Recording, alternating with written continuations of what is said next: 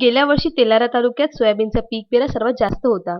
अगोदरच कर्जाचे डोंगर असलेल्या तेलारा तालुक्यातील शेतकऱ्यांना सोयाबीनसह इतरही पिकाचे उत्पादन काही हातात लागले नाही. उभ्या पिकात शेतकऱ्यांना ट्रॅक्टर टाकून रोटावेटर मारावे लागले.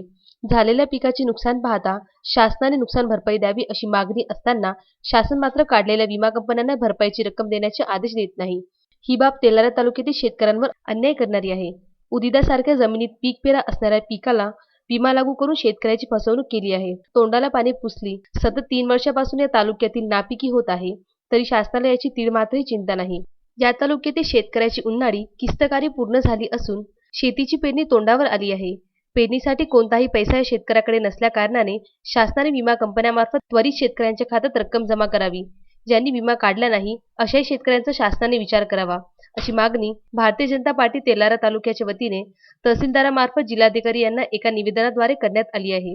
हे शासन आश्वासन देते, मात्र त्याची कोणतीही पूर्तता करण्यास येत नाही.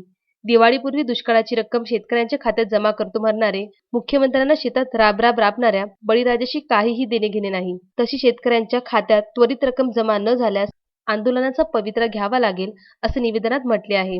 यावेळेस अकोला जिल्हा सरचिटणीस केशव ताठोड यांच्या प्रमुख उपस्थितीत तालुका अध्यक्ष गजानन उंबरकर, शहराध्यक्ष महेंद्र गोयंका, जिल्हा उपाध्यक्ष अनिल पोहने, भारतीय जनता युवा मोर्चाचे अध्यक्ष गणेश इंगोले, सहकार आघाडी तालुकाध्यक्ष अतुल विखे, शहर सरचिटणीस गजानन गायकवाड, रवी गदोडिया, विजय देशमुख, प्रसिद्धी प्रमुख रवी शर्मा, अमतीन हमीद यांच्या सह्या आहेत. संदीप सोळंकेसह चंद्रकांत मोरे, विदर्भ न्यूज तेलारा.